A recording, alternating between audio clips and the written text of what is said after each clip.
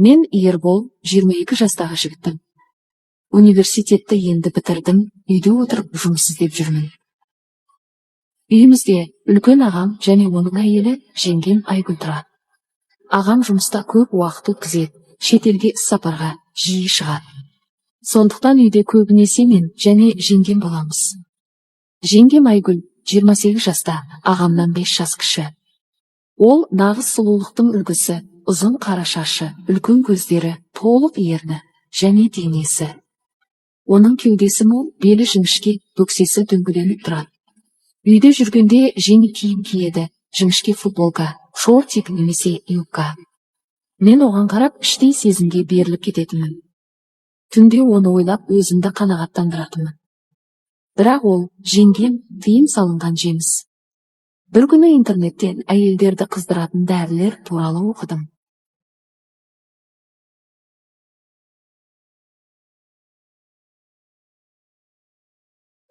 Либидоны арттыратын таблеткалар. Бірі испандық Spanish Fly деп аталатын тамшылар. Ол әйелдерді өте қатты қыздырады екен, тіпті бақылауды жоғалтуға дейін әкеледі. Қызығушылық басым түсіп, Даркнет арқылы заказ бердім. Пакет келгенде жүрегім соғып тұрды. Ағам тағы сапарға кетті, бір аптаға. Үйде тек екеуміз қалдық. Кешкі асқа жеңгемнің сүйікті шайын демдеп, оған 5 тамшы тамыздым. Дәрінің әсері 30 минуттан кейін басталады екен. Ербол, шайың өте дәмді болыпты деді жеңгем күліп. Ол диванда отыр, аяғын бүгіп қысқа юбкасынан ақ сандары көрінеді. Мен оған қарап отырдым. Біртіндеп беті қызарып, тынысы жиіледі. Ол қолын мойнына тигізіп ыңғайсыздана бастады. Ыстықтадым, деп сыртқы киімін шешті. Ішінде тек жұқа топик қана. Кеудесінің пішіні айқын көрінеді. Ол маған қарады, көздерінде басқаша от бар.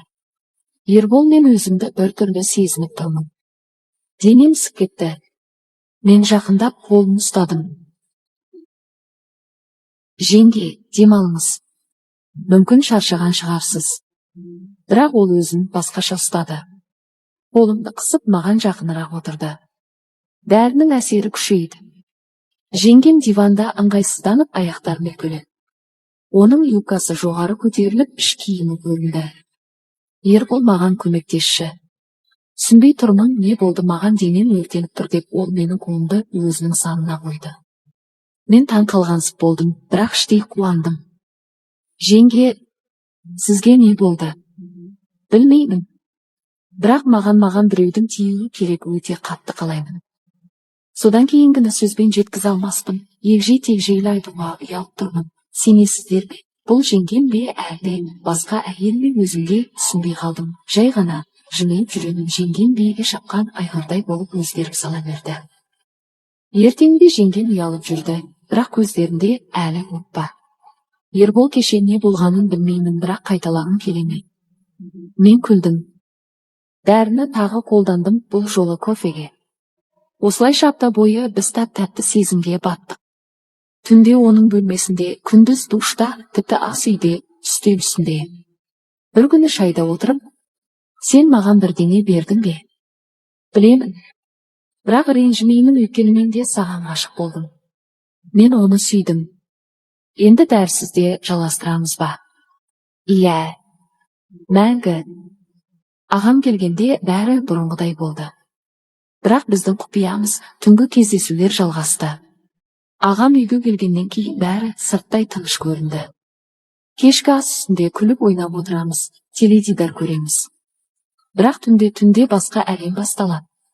Ағам тез ұйықтайтын адам. Сағат 11-ден кейін қорылдап кетеді. Сол кезде жеңгем маған хабарлама жазады. Келші, сағынып тұрмын.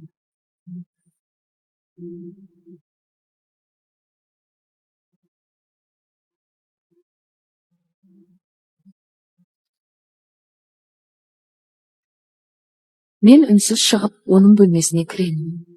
Ол күтіп жатады, жарық өшірулі, тек телефонның шамымен бейнесі сөйлеп тұр. Ербол, ағаң ұйықтап жатыр, бірақ мен шыдай алмаймын деп сыбырлайды ол. Мен оны құшақтадым. Оның денесі әлі дайын. Либидосы мүлдем өзгерді. Bir күні ағам күдікті бола бастады. Жеңгемнің жүрісі өзгерген, беті нұрланған, көңілі күлді. Айгүл, саған не болды? Бұрынғыдай емессің, деді ағам күліп. Жеңгем, жақсы ұйықтап жүрмін ғой, деп құтылды. Бірақ мен қорықтым. Егер біліп қойса, үйден қуады. Сондықтан мен жеңгеммен сөйлестім. Бізге абай болу керек. Мүмкін аз уақыт тоқтатайық. Ол көз жасын тыя алмай. Жоқ, мен сенсіз шыдай алмаймын, сен мені ояттың, енді бұрынғыдай бола алмаймын. Сол түні ол маған келіп, мен ағаммен ажырасқым келеді, саған келгім келеді. Мен таң қалдым.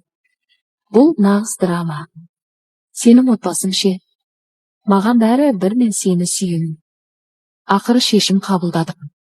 Ағам тағы сапарға кеткенде, біз сөмкелерімізді жинадық та, түнде үйден шығып кеттік. Қаладан алыс, жалдамалы пәтерге көштік. Енді ешкімнен қорықпаймыз. Бірінші түні біз төсекте бүкіл күнді өткіздік. Жеңгем киімсіз жүріп, маған тамақ әкеп жүрді. Бір ай өтті. Жеңгем жүкті болды. Біз екеуміз ғана білеміз, бала менен. Ол құрсағын сипап, біздің баламыз болады, отбасымыз болады. Мен оны құшақтап, иә, жеңге, енді сен менің әйелімсің. Біз жаңа қалада жаңа өмір бастадық. Құмарлық әлі басылған жоқ. Күнде бірнеше рет бір-бірімізді бақытты сезінеміз, мен оған тәтті сөздер айтамын. Кейде өткенді еске алып күлеміз, бірақ соңғы кездері өзімді кінәлі сезініп жүрмін. Ағамның алдында кешірілмес күнә жасадым. Жеңгеммен ара қатынасқанша уақыт болғанын білмеймін, бірақ ол өкінетін әйелге ұқсамайды. Менікі дұрыс болмады. Егер ағам кешіре алса жақсы болар еді деп іштей ойлап жүрмін. Бұдан да лайықты өмір сүруге құқылы ғой.